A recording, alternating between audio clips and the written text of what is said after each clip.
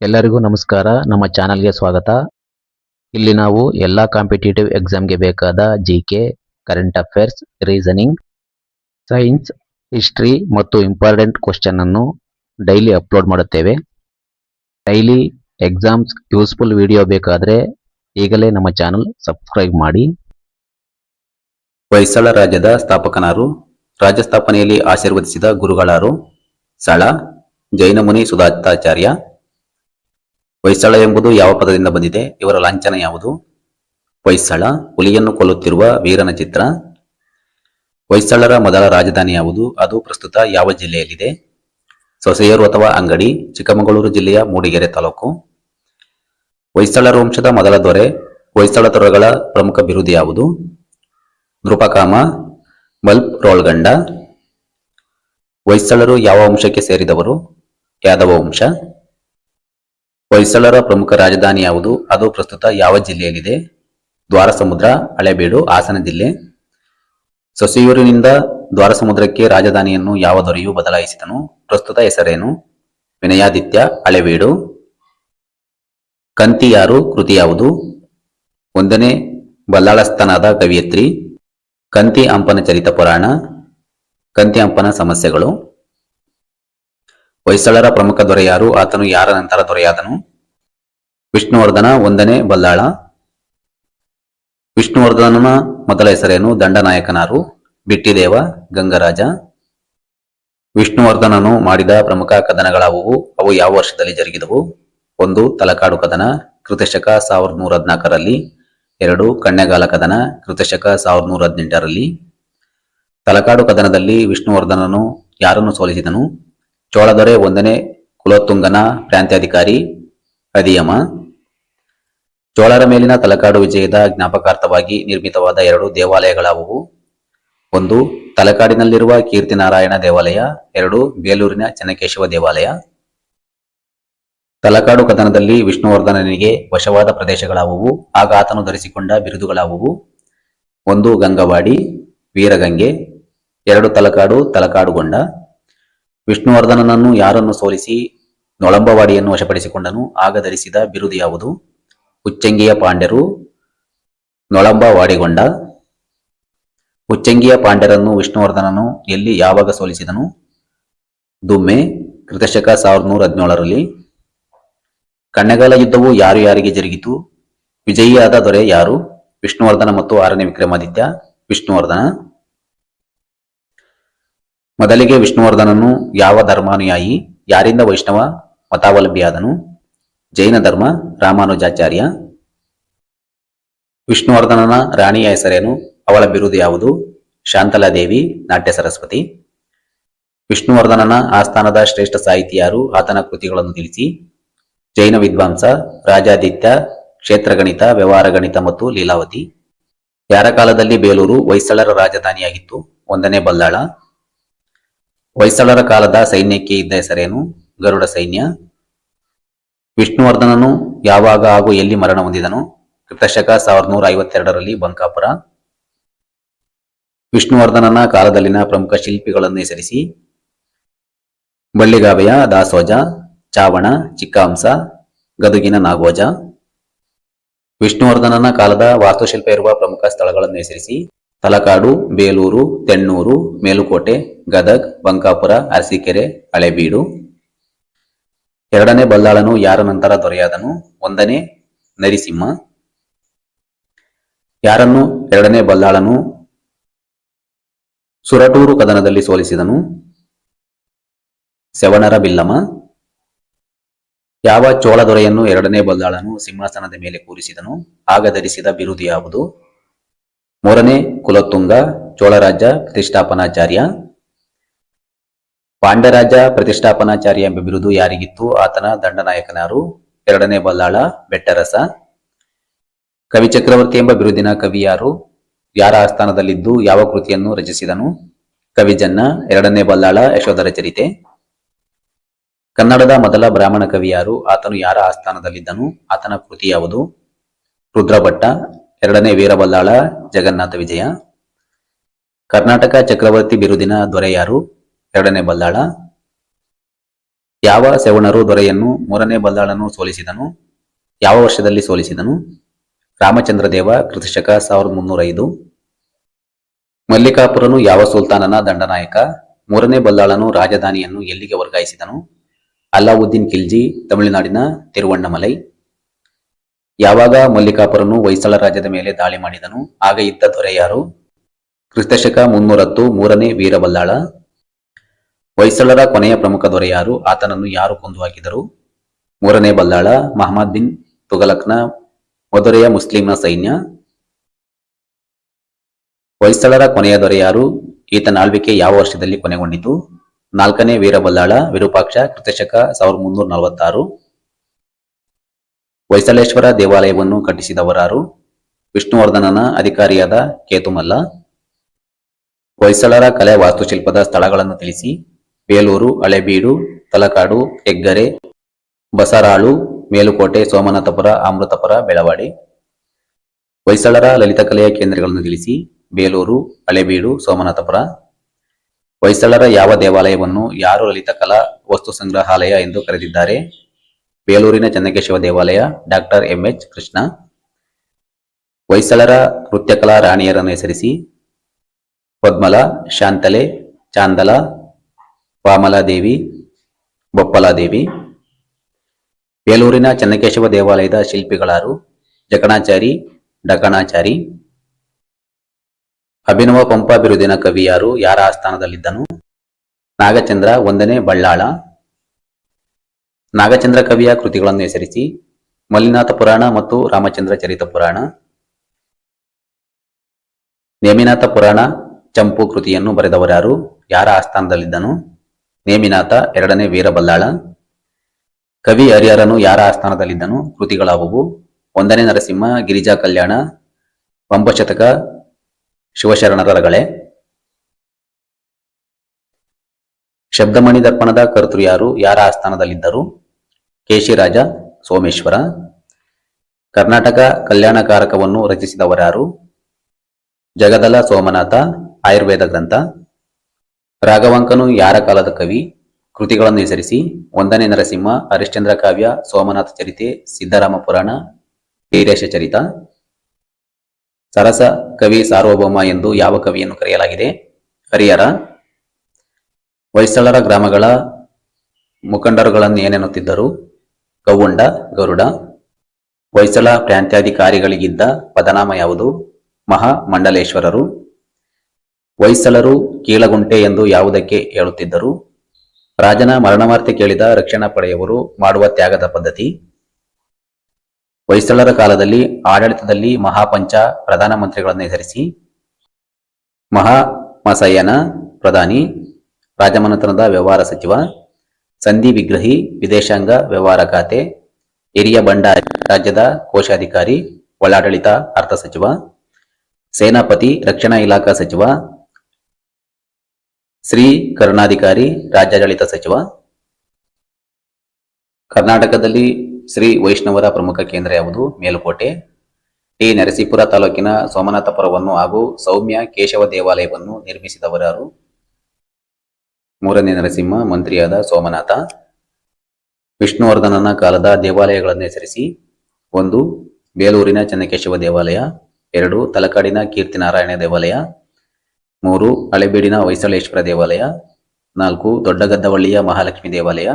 5. ಮೇಲುಕೋಟೆಯ ಚೆಲುವನಾರಾಯಣ. ಹೊಯ್ಸಳ ರಾಜ್ಯವನ್ನಾಳಿದ ದೊರೆಗಳನ್ನು ಹೆಸರಿಸಿ.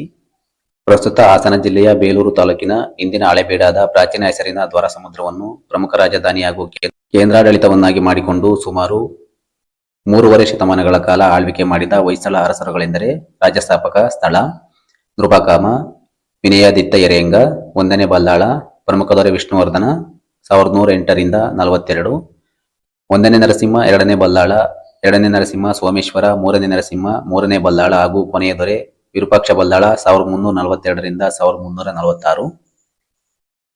ಹೊಯ್ಸಳರ ವಾಸ್ತುಶಿಲ್ಪಕಲಾ ರಚನೆಯ ಲಕ್ಷಣಗಳನ್ನು ತಿಳಿಸಿ. 1. ನಕ್ಷತ್ರಾಕಾರದ ಜಗತಿಯ ಮೇಲೆ ನಿರ್ಮಿತವಾದ ದೇವಾಲಯಗಳು. 2. ದೇವಾಲಯಗಳ ನಿರ್ಮಾಣದಲ್ಲಿ ಬಳಸಿರುವ ಬಳಪದ ಕಲ್ಲುಗಳು. 3. ದೇವಾಲಯದ ಹೊರಭಾಗದ ಗೋಡೆಗಳ ಕೆಳಭಾಗದಲ್ಲಿನ ಸುತ್ತಲೂ ಆನೆ ಸವಾರಕರ ಚಿತ್ರಗಳು. 4. ದೇವಾಲಯಗಳ ಎದುರಿಗೆ ಏಕಶಿಲೆಯ ಧ್ವಜಸ್ತಂಭ. 5. ದ್ವಾರದ ಎಡ ಮತ್ತು ಬಲಭಾಗದಲ್ಲಿನ ದ್ವಾರಪಾಲಕರ ವಿಗ್ರಹಗಳು. 6. ವಿಶಾಲವಾದ ನವರಂಗಗಳು. 7. 1ರಿಂದ 5ರವರೆಗಿನ ಏಕಕೂಟ, ದ್ವಿಕೂಟ, ತ್ರಿಕೂಟ, ಚತುರ್ಥಕೂಟ, ಪಂಚಕೂಟ ಎಂಬ ದೇವಾಲಯಗಳಿರುವುದು. 8. ದೇವಾಲಯದ ಒಳಗಡೆ ಹಜಾರ ದುಂಡಿಗೆ ಕೆತ್ತಿರುವ ಅನೇಕ ಕಂಬಗಳು. 9. ಈ ಕಂಬಗಳ ಪ್ರತಿ ಮೂಲೆಯಲ್ಲೂ ನೃತ್ಯ ಭಂಗಿಯಲ್ಲಿರುವ ಶಿಲಾಬಾಲಿಕೆಯರನ್ನು ಕೆತ್ತಲಾಗಿದೆ. ಹೊಯ್ಸಳರ ಕಾಲದ ಪ್ರಮುಖ ದೇವಾಲಯಗಳನ್ನು ಹೆಸರಿಸಿ. ಹೊಯ್ಸಳರ ಕಾಲದ ಪ್ರಮುಖ ದೇವಾಲಯಗಳೆಂದರೆ ಬೇಲೂರಿನ ಚೆನ್ನಕೇಶವ, ಕಪ್ಪೆ ಚೆನ್ನಿಗರಾಯ ದೇವಾಲಯ, ಮೂಲ ಸಂಗಮೇಶ್ವರ, ಹಳೆಬೀಡಿನ ಹೊಯ್ಸಳೇಶ್ವರ, ಕೇದಾರೇಶ್ವರ, ತಲಕಾಡಿನ ಕೀರ್ತಿನಾರಾಯಣ, ದೊಡ್ಡಗದ್ದವಳ್ಳಿಯ ಮಹಾಲಕ್ಷ್ಮಿ, ಕೋರಮಂಗಲದ ಭೂತೇಶ್ವರ, ಅರಸೀಕೆರೆಯ ಬಲ್ಲಾಳೇಶ್ವರ, ಅಮೃತಾಪುರದ ಅಮೃತೇಶ್ವರ, ಆರನಹಳ್ಳಿಯ ಸೋಮೇಶ್ವರ, ಬಸರಾಳಿನ ಮಲ್ಲಿಕಾರ್ಜುನ, ಸೋಮನಾಥಪುರದ ಕೇಶವ, ತುರುವೇಕೆರೆಯ ಕೇಶವ, ಬೆಳವಾಡಿಯ ವೀರನಾರಾಯಣ, ನುಗ್ಗೇಹಳ್ಳಿಯ ಲಕ್ಷ್ಮೀ ನರಸಿಂಹ ದೇವಾಲಯ. ಹೊಯ್ಸಳರ ಕಾಲದ ಸಂಸ್ಕೃತ ಗ್ರಂಥಗಳನ್ನು ಹೆಸರಿಸಿ. ವಿಷ್ಣುವರ್ಧನನ ಕಾಲದಲ್ಲಿ ರಾಮಾನುಜಾಚಾರ್ಯರ ವೇದಾಂತ ಸಾರ, ವೇದಾಂತ ಸಂಗ್ರಹ, ವೇದಾಂತ ನಿರ್ಣಯ, ಮಹಾಭಾರತ, ತಾತ್ಪರ್ಯ ನಿರ್ಣಯ, ತ್ರಿವಿಕ್ರಮ ಪಂಡಿತನು ಉಷಾಹರಣ ಕವಿತೆಯನ್ನು, ನಾರಾಯಣ ಪಂಡಿತನು ಮಧ್ವ ವಿಜಯ ಮಣಿಮಂಜರಿಯನ್ನು ರಚಿಸಿದನು. 2ನೇ ನರಸಿಂಹವರ್ಮನ ಕಾಲದಲ್ಲಿ 1ನೇ ವಿದ್ಯಾಚಕ್ರವರ್ತಿಯು ಸಂಸ್ಕೃತ ಶಾಸನದ ರಚನೆ, 2ನೇ ವಿದ್ಯಾಚಕ್ರವರ್ತಿಯ ಗದ್ಯಾಕರಣಾಮೃತ, 3ನೇ ವಿದ್ಯಾಚಕ್ರವರ್ತಿಯ ರುಕ್ಮಿಣಿ ಕಲ್ಯಾಣ, ಪರಾಶರ ಭಟ್ಟರ ಶ್ರೀ ಗುಣರತ್ನ ಕೋಶಗಳು ಪ್ರಮುಖ ಸಂಸ್ಕೃತ ಸಾಹಿತ್ಯದ ಕೊಡುಗೆಯಾಗಿದೆ. ಹೊಯ್ಸಳರ ಕಾಲದ ಕನ್ನಡ ಸಾಹಿತ್ಯಾಭಿವೃದ್ಧಿಯನ್ನು ತಿಳಿಸಿ. ಹೊಯ್ಸಳರ ಕಾಲದ ಕನ್ನಡ ಸಾಹಿತ್ಯವು ದೊರೆಗಳ ಪ್ರೋತ್ಸಾಹದಾಯಕದಿಂದ ಹಲವಾರು ಕನ್ನಡ ಗ್ರಂಥಗಳು ರಚನೆಯಾದವು. ಅಭಿನವ ಪಂಪನೆಂದು ಹೆಸರಾದ ನಾಗಚಂದ್ರನು ರಾಮಚಂದ್ರ ಚರಿತ ಹಾಗೂ ಮಲ್ಲಿನಾಥ ಪುರಾಣ, ಕವಿಯತ್ಯಾದ ಕಂತಿಯು ಕಂತಿ ಹಂಪಿನ ಸಮಸ್ಯೆಗಳು, ನಯಸೇನನ ಧರ್ಮಾಮೃತ, ರಾಜಾದಿತ್ಯನ ಕ್ಷೇತ್ರಗಣಿತ, ವ್ಯವಹಾರ ಗಣಿತ, ಲೀಲಾವತಿ ಕೃತಿಗಳು, ಹರಿಹರನು ಗಿರಿಜಾ ಕಲ್ಯಾಣ, ಪಂಪಶತಕ, ಶಿವಶರಣ ರಗಳೆ, ಬಸವರಾಜ ದೇವರ ರಗಳೆ, ನಂಬಿಯಣ್ಣನ ರಗಳೆಗಳನ್ನು ರಚಿಸಿದ ಈತನನ್ನು ಸರಸಕವಿ ಸಾರ್ವಭೌಮ ಎಂದು ಕರೆಯಲಾಗಿದೆ. ರಾಘವಂಕನು ಹರಿಶ್ಚಂದ್ರ ಕಾವ್ಯ, ವೀರೇಶ್ವರ ಚರಿತೆ, ಸಿದ್ದರಾಮ ಪುರಾಣ, ಶರಭ ಚರಿತೆಯನ್ನು ಕವಿಚಕ್ರವರ್ತಿ ಎಂದು ಹೆಸರಾದ ಜನ್ನನ ಯಶೋಧರ ಚರಿತೆ ಮತ್ತು ಅನಂತನಾಥ ಪುರಾಣ, ನೇಮಿಚಂದ್ರನ ನೇಮಿನಾಥ ಪುರಾಣ, ಮಲ್ಲಿಕಾರ್ಜುನನು ಸೂಕ್ತಿ ಸುಧಾ ಸರಣವನ್ನು, ಕೇಶಿರಾಜನ ಶಬ್ದಮಣಿ ದರ್ಪಣ ಇವೇ ಮೊದಲಾದವುಗಳಾಗಿವೆ. ಹೊಯ್ಸಳ ದೊರೆ ವಿಷ್ಣುವರ್ಧನನ ಸೈನಿಕ ಹಾಗೂ ಸಾಂಸ್ಕೃತಿಕ ಸಾಧನೆಗಳನ್ನು ವಿವರಿಸಿ. ವಿಷ್ಣುವರ್ಧನ 1108ರಿಂದ 1142, 1ನೇ ಬಲ್ಲಾಳನ ನಂತರ 1108ರಲ್ಲಿ ಹೊಯ್ಸಳ ಸಾಮ್ರಾಜ್ಯದ ದೊರೆಯಾದ ವಿಷ್ಣುವರ್ಧನನು ದಕ್ಷ ದೊರೆಯಾಗಿದ್ದು ಸುಮಾರು 34 ವರ್ಷಗಳ ಕಾಲ ಆಗಾಗ್ಗೆ ಎದುರಾದ ಶತ್ರುಗಳನ್ನು ಸೋಲಿಸಿ ರಾಜ್ಯ ವಿಸ್ತರಿಸಿದ್ದಲ್ಲದೆ ಆಡಳಿತ, ಸಾಹಿತ್ಯ, ಕಲೆ, ವಾಸ್ತುಶಿಲ್ಪ ಹಾಗೂ ಸರ್ವಧರ್ಮ ಪಾಲನೆಯನ್ನು ಅನುಸರಿಸಿದ ಧೀಮಂತನಾದ ದೊರೆಯಾಗಿದ್ದನು. ಆಧಾರಗಳು: ಬಿಟ್ಟಿದೇವನೆಂಬ ಪ್ರಾರಂಭದ ಹೆಸರಿನವನಾದ ವಿಷ್ಣುವರ್ಧನನ ಸೈನಿಕ ಜೀವನ, ವ್ಯಕ್ತಿತ್ವ ಹಾಗೂ ಸಾಂಸ್ಕೃತಿಕ ಸಾಧನೆಗಳನ್ನು ತಿಳಿಯಲು ಆತನೇ ಬರೆಯಿಸಿದ 1117ರ ಮಳವಳ್ಳಿ ಶಾಸನ, ಬೇಲೂರು ಶಾಸನ, ಕಣ್ಣೆಗಾಲ ಶಾಸನ ಹಾಗೂ ರಾಜಾದಿತ್ಯನ ವ್ಯವಹಾರ ಗಣಿತ ಪ್ರಮುಖ ಆಧಾರಗಳಾಗಿವೆ. ಎದುರಿಸಿದ ಶತ್ರುಗಳು: ದೊರೆ ವಿಷ್ಣುವರ್ಧನನು ಅಧಿಕಾರ ರೂಢನಾಗಿದ್ದಾಗ ದಕ್ಷಿಣದಲ್ಲಿ ಚೋಳರನ್ನು, ಪಾಂಡ್ಯರನ್ನು ಅಲ್ಲದೆ ಉತ್ತರದಲ್ಲಿ ಕಲ್ಯಾಣಿ ಚಾಲುಕ್ಯರನ್ನು, ಆನಗಲ್ಲಿನ ಕದಂಬರನ್ನು ಎದುರಿಸಿ ಸಾಮ್ರಾಜ್ಯವನ್ನು ಉಳಿಸಿ ಬೆಳೆಸಿದನು. ಸೇನಾ ವಿಜಯಗಳು: ತನ್ನ ಸಹೋದರ 1ನೇ ಬಲ್ಲಾಳನ ಕಾಲದಲ್ಲಿ ಹಲವಾರು ಯುದ್ಧಗಳಲ್ಲಿ ಭಾಗವಹಿಸಿ ಅನುಭವ ಪಡೆದಿದ್ದರಿಂದ ಗಂಗರಾಜನನ್ನು ಸಮರ್ಥ ದಂಡನಾಯಕನಾಗಿ ನೇಮಿಸಿ ದಂಡಯಾತ್ರೆಗಳನ್ನು ಕೈಗೊಂಡನು. ಚೋಳರ ಸಾಮಂತ ಅಧಿಯಮನ ವಿರುದ್ಧ ತಲಕಾಡು ಕದನ 1114.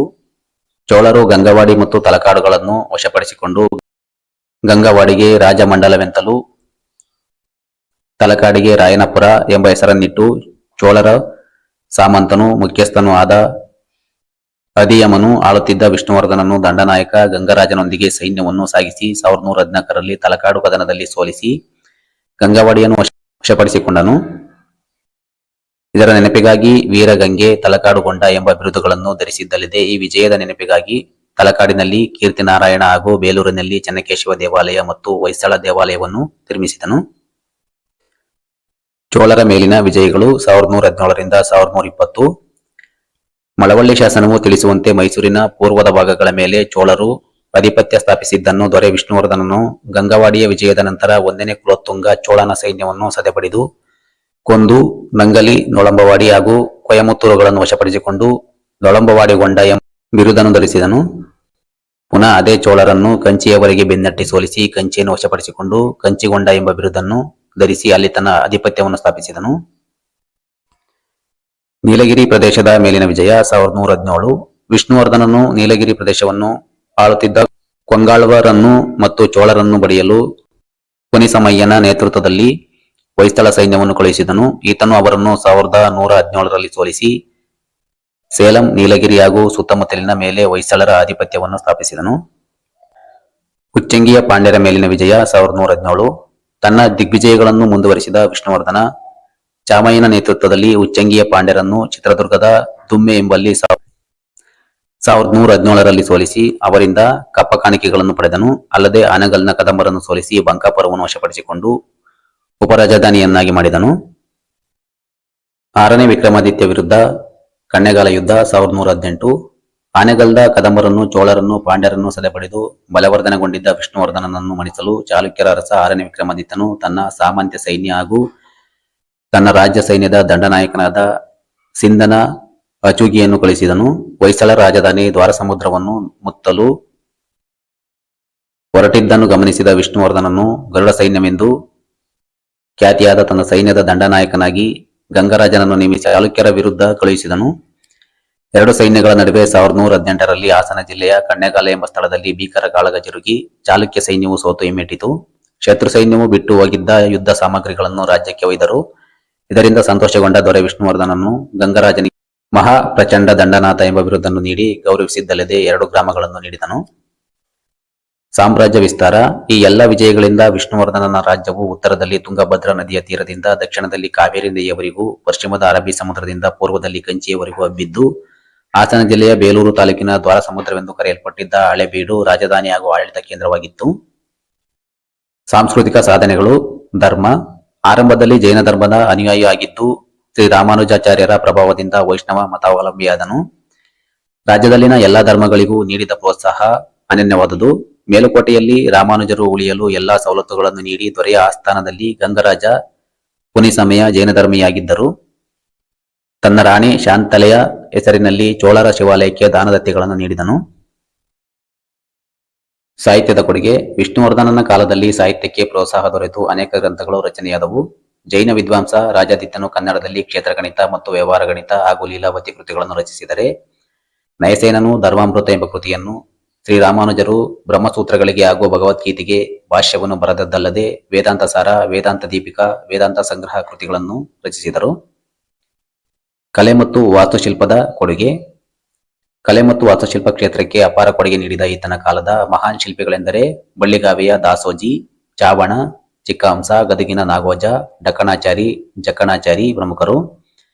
ವಿಷ್ಣುವರ್ಧನನ್ನು ನಿರ್ಮಿಸಿದ ಪ್ರಮುಖ ದೇವಾಲಯಗಳೆಂದರೆ ಬೇಲೂರಿನ ಚೆನ್ನಕೇಶವ, ಕಪ್ಪೆ ಚೆನ್ನಿಗರಾಯ ದೇವಾಲಯಗಳು, ತಲಕಾಡಿನ ವೀರನಾರಾಯಣ, ದೊಡ್ಡಗದ್ದವಳ್ಳಿಯ ಮಹಾಲಕ್ಷ್ಮಿ ದೇವಾಲಯ, ಹಳೆಬೀಡಿನ ಹೊಯ್ಸಳೇಶ್ವರ, ಶಿವಗಂಗೆಯ ಗಂಗಾಧರೇಶ್ವರ, ತೊಂಡೂರಿನ ವೀರನಾರಾಯಣ, ಮೇಲುಕೋಟೆಯ ಚೆಲುವನಾರಾಯಣ, ಉಳಿಯೂರಿನ ಮಲ್ಲಿಕಾರ್ಜುನ, ಶ್ರವಣಬೆಳಗೊಳದ ಸವತಿ ಗಂಧಾವರಣ ಇವೇ ಮೊದಲಾದವುಗಳು ನಿರ್ಮಾಣವಾದವು. ವಿಷ್ಣುವರ್ಧನನ ವ್ಯಕ್ತಿತ್ವ. ಹೊಯ್ಸಳ ರಾಜ್ಯದ ನಿರ್ಮಾಪಕನಾದ ವಿಷ್ಣುವರ್ಧನನು ಸೈನಿಕ ವಿಜಯದಿಂದ ರಾಜ್ಯವನ್ನು ವಿಸ್ತರಿಸಿದಲ್ಲದೆ ಶ್ರೀ ರಾಮಾನುಜಾಚಾರ್ಯರಿಗೆ ಆಶ್ರಯ ನೀಡಿ ಅವರ ಅನುಯಾಯಿಗಳ ಸಾಹಿತ್ಯವು ಬೆಳೆಯಲು ಪ್ರೋತ್ಸಾಹ ನೀಡಿದ. ಈತನು 100 ದೇವಾಲಯಗಳನ್ನು ನಿರ್ಮಿಸಿದನು. ವೀರಗಂಗೆ, ವಿಕ್ರಮಗಂಗೆ, ತಲಕಾಡುಗೊಂಡ, ಕಂಚಿಗೊಂಡ, ನಳಂಬವಾಡಿಗೊಂಡ, ಗಂಡಗಿರಿನಾಥ, ಸಾಹಸಭೀಮ, ವಿವೇಕನಾರಾಯಣ ಇವೇ ಮೊದಲಾದ ಬಿರುದುಗಳಿದ್ದವು. ಈ ವಿಡಿಯೋ ನಿಮಗೆ ಹೆಲ್ಪ್ ಆಗಿದ್ರೆ ಲೈಕ್ ಮಾಡಿ, ನಿಮ್ಮ ಫ್ರೆಂಡ್ಸ್ ಜೊತೆ ಶೇರ್ ಮಾಡಿ. ಇನ್ನಷ್ಟು ಕಾಂಪಿಟೇಟಿವ್ ಎಕ್ಸಾಮ್ಸ್ ವಿಡಿಯೋ ಬೇಕಾದರೆ ನಮ್ಮ ಚಾನಲ್ ಸಬ್ಸ್ಕ್ರೈಬ್ ಮಾಡಿ.